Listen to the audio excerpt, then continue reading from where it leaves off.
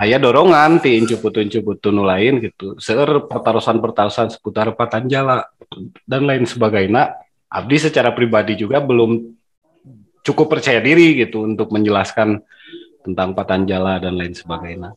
Angkin we lah cete urang undang ti Cimanuk anu langkung ti payun teh ngalaku dasar Patanjala kumaha-kumaha dongengna teh gitu. Nah, meureun pada diskusi malam hari ini eh, kita mau minta Mang Ebit meureun untuk bercerita lah tentang pengalaman awal asal usul bisa aub gitu pada laku dasar Patanjala iya gitu Mang. Siap, siap. Langsung ya, langsung aja ke Mang Ebit. Sampurasun. Sampai perkenalan sebenarnya. Ya, mangga. Bahas lah. Tapi kan wasta Ebit jantan pami papanyang nama AA Usep Ebit Puyana. Kami di Dewan Pangauban mah sok dipanggil Sebastian. Wah, keren ya. Itu kita. Tapi udah aku naon seueur anu nyebut Pak Babas. Nah, itu ya. Sebastian duka di mana itu tuh uju. Iya nanti. Nanti gitu. Ya memang di Cimanuk Nyalira memang Patanjala ya di ngawitan sekitar tahun 2011-an lah. 2011-an ngawitan tatahar, ngawitan naratas, ras netepkeun Cimanuk gitu nya. Nah, memang di latar belakangi ku asalnya memang keresahan sami lah. Ada keresahan-keresahan yang sama, terutama memang pada waktu itu yang merasakan keresahan itu malah bukan aktivis-aktivis lingkungan gitu. Dari awal itu sekitar 17 orang yang ikut di penetapan kawasan Cipanuk itu, sebagian besarnya tidak berlatar belakang pecinta alam, bukan orang gunung lah gitu. Malah lebih pada orang-orang yang merasa dirinya pernah menjadi aktivis pergerakan mahasiswa, aktivis, politisi gitu ya. Merasakan keresahan itu seperti apa namanya merasakan semacam apa ya, bukan frustasi ya, setak gitu. Semacam bagaimana nih, kayak seperti refleksi tentang negara gitu. Buntunya ya, mengalami kebuntuan gitu. Ya benar. Jadi teman-teman mengalami kebuntuan bagaimana tentang kondisi lah ya. Jadi sosial, ekonomi, politik yang berdampak pada kerusakan lingkungan, kerusakan budaya gitu. Kalau orang mengatakannya krisis multidimensi gitu ya. Ya. Itu memang hasil perjalanan panjang gitu, tidak ujug-ujug di tahun 2012, tapi hasil diskusi dari beberapa tahun sebelumnya gitu. Misalkan waktu itu kita sudah tidak bisa berharap kepada negara untuk memperbaiki keadaan ini. Gitu. Yang kedua juga pada sisi lain kita juga tidak berharap pada institusi-institusi sosial lainnya gitu, karena kan kerusakan sistem sosial di kita itu sudah sangat, hasil refleksi waktu itu ya, sudah sangat terpuruk. Misalkan budaya gotong royong, terus hilangnya ketokohan lokal gitu. Terus berikutnya juga tidak sedikit kan sudah hilangnya ketokohan agama gitu. Otoritas agama ini juga tidak begitu bisa diharapkan untuk memperbaiki keadaan. Nah, pada sisi lain masa kawan-kawan mau berhenti sampai di sana gitu ya, ketika menemukan ada sebuah realitas yang kemudian kita seolah menemukan jalan buntu. Kita berharap anggota dewan juga ya seperti yang kita tahu ya, mekanisme demokrasi tidak begitu baik gitu, atau bahkan bisa dikatakan buruk lah gitu ya. dari mulai sistem kepartaian, sistem aspirasi dan lain sebagainya. Yang kemudian pemerintah juga tidak, beberapa kali kita dorong untuk melakukan kebijakan-kebijakan yang pro terhadap perubahan juga tidak terjadi gitu. Padahal kan kalau mau jujur-jujuran ya, yang banyak yang menjabat itu juga kita kenal gitu. Dan belakang dari aktivis pergerakan, dari aktivis mahasiswa dan lain sebagainya. Tetapi ini juga tidak melahirkan perubahannya. Akhirnya dari hasil refleksi itu kita bersepakat waktu itu bagaimana kalau kita mencari sebuah model gerakan spiritual, gerakan spiritual, sudahlah saya waktu itu misalkan refleksinya, sudahlah jalan terakhir kita berdoa saja misalkan. Bagaimana mencari doa terbaik untuk pemulihan Indonesia gitu. Ya. Untuk memperbaiki keadaan kita ya sudah saja misalkan kita bertirakat mencari sebuah amalan sholawat atau apa gitu. Bagaimana mendoakan NKRI ini misalkan dalam kondisi yang sehat, yang baik lah gitu. Karena refleksi kita ya kita sudah tidak banyak yang bisa diharapkan tentang kerusakan di negara kita ini gitu.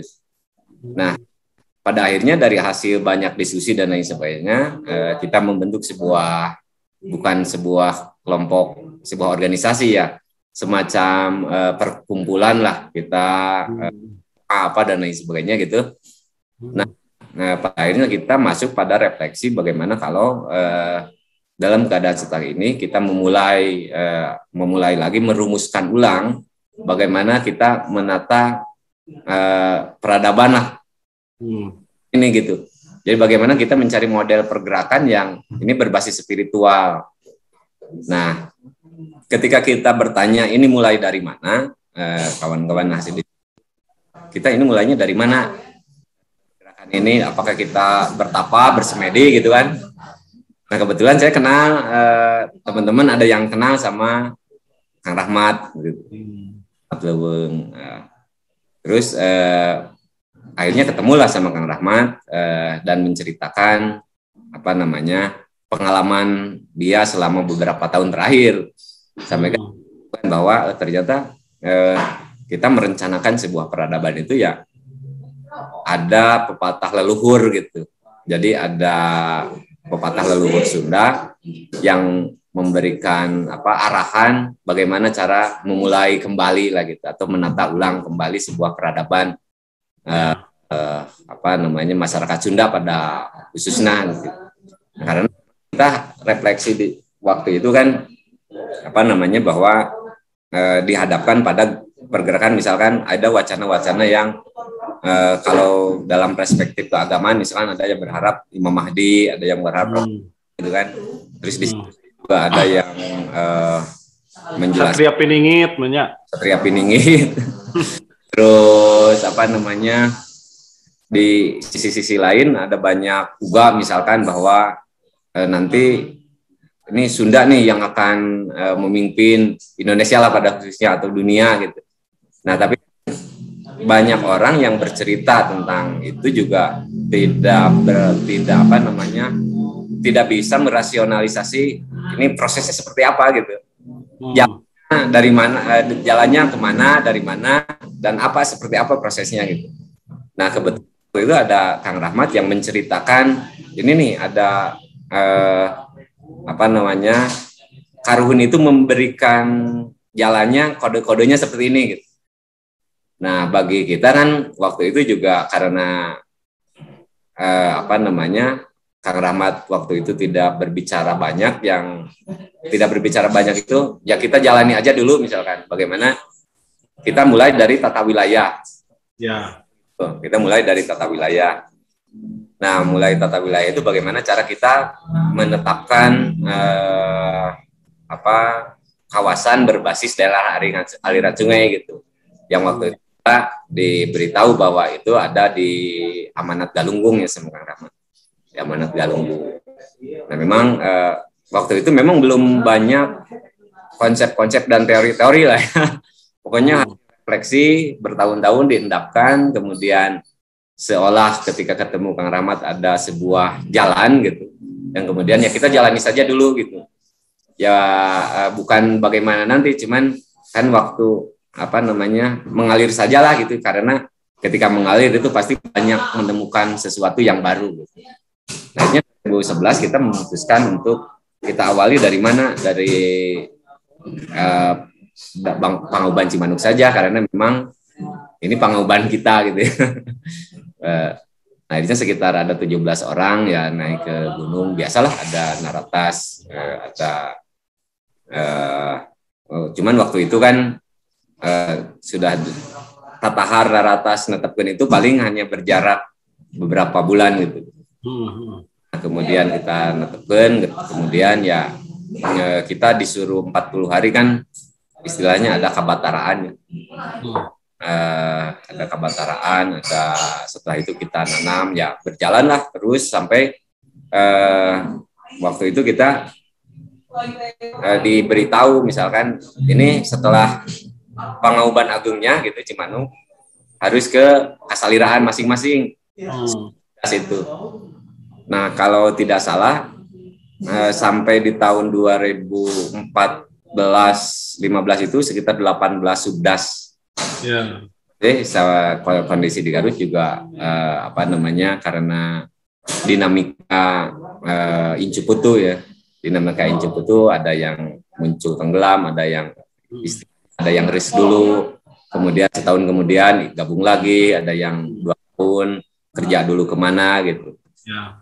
Sama-sama kondisinya memang seperti itu. Nah, pada akhirnya memang bagi kita gitu ya di Cimanuk, pergerakan ini ya tidak semata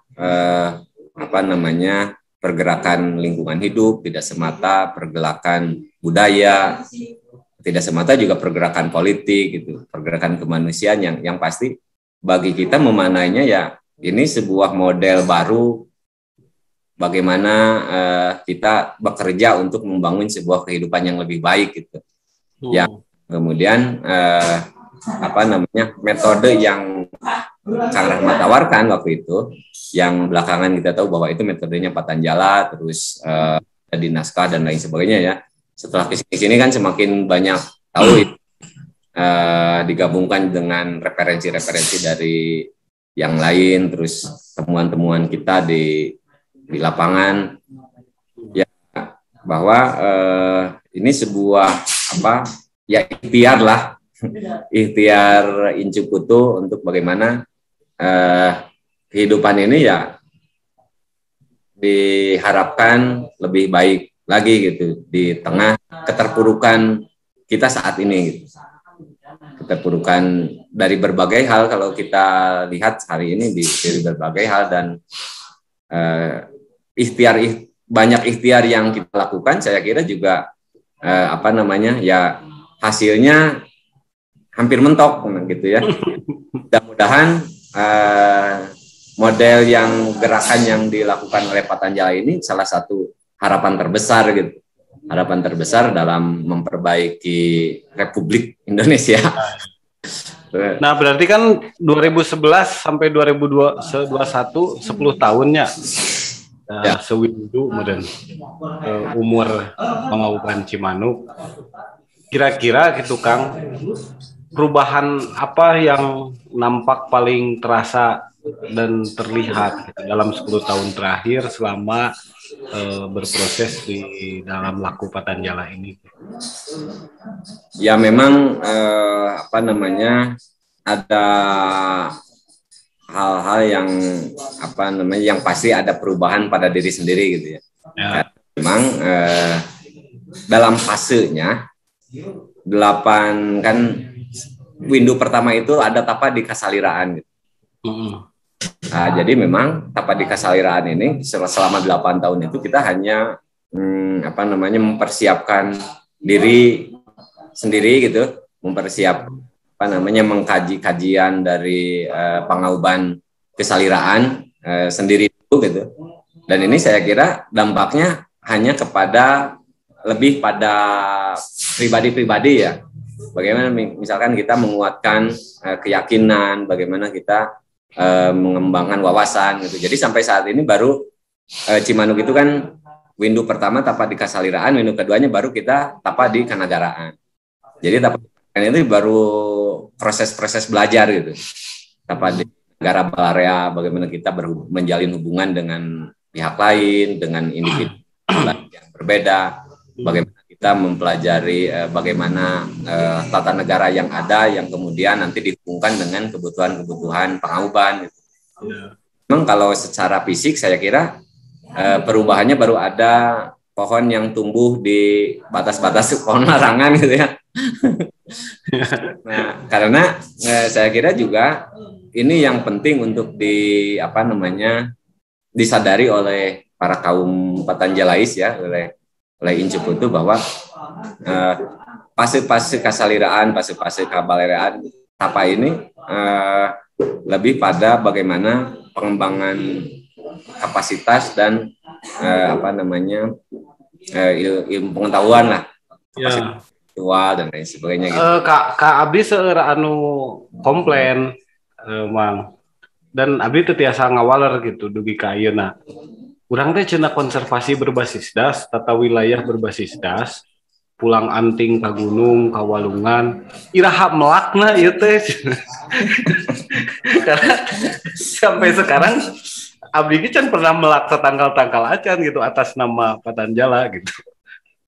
Nah, kan kita lebih mempercayai suksesi alam gitu. Di mana manusia ini kan semacam orang yang menanam ribuan pohon, jutaan pohon juga sampai hari ini kan dampaknya tidak terasa gitu. Kan ada sesuatu yang kalau menurut persepsi kita ada sesuatu yang tidak benar dalam penanaman itu misalkan. Bisa jadi lokasinya, bisa jadi pohonnya, bisa jadi tata caranya gitu kan. Tapi intervensi kita terhadap alam bisa jadi akan bertambah juga gitu. Misalkan ketika kita nanam, padahal itu kalau keimanan kita itu adalah leuweung larangan kan tidak boleh juga. Kan penanaman itu juga tidak baik gitu. Jadi kalau tidak dengan ilmunya, sesuatu yang baik, niat yang baik juga belum tentu jadi baik kan. Kita nanam baik, padahal itu kawasan yang harusnya itu ada suksesi alam. Kalau kita malah mengganggu keseimbangan ekosistem di wilayah tersebut itu. Jadi fase-fase ini yang harus disadari oleh kita bahwa pergerakan kita ini yang kita lakukan itu juga bukan pergerakan yang yang kita laksanakan hari ini. Seremonial maksudnya. Hari gitu. Jadi pergerakan jangka panjang yang butuh kesiapan individu, butuh kesiapan masyarakat, juga butuh pemetaan wilayah yang benar gitu. Karena pada akhirnya kan kita mempercayai yang melakukan konservasi ini bukan kita, yang melakukan pembaruan ini alam lah gitu. Di alam itu kan ada hewan-hewan, ada tumbuhan, ada makhluk yang lain yang itu lebih banyak dari manusia yang kan bekerja setiap waktu, setiap detik ini untuk kebaikan alam. Nah, asal tidak diganggu kan sebenarnya, asal tidak diganggu kinerjanya oleh manusia kan sebenarnya mereka terus bekerja gitu. Ada semut, ada cacing, di hutan ada babi, ada monyet. Tiap hari dia membangun keseimbangan ekosistem yang ini untuk perbaikan alam gitu. Kuncinya kan asal jangan diganggu saja. Ya. Aktivitas manusia ini kan mengganggu makhluk-makhluk lain yang dia sedang bekerja sedang bekerja untuk kesempurnaan alam ini.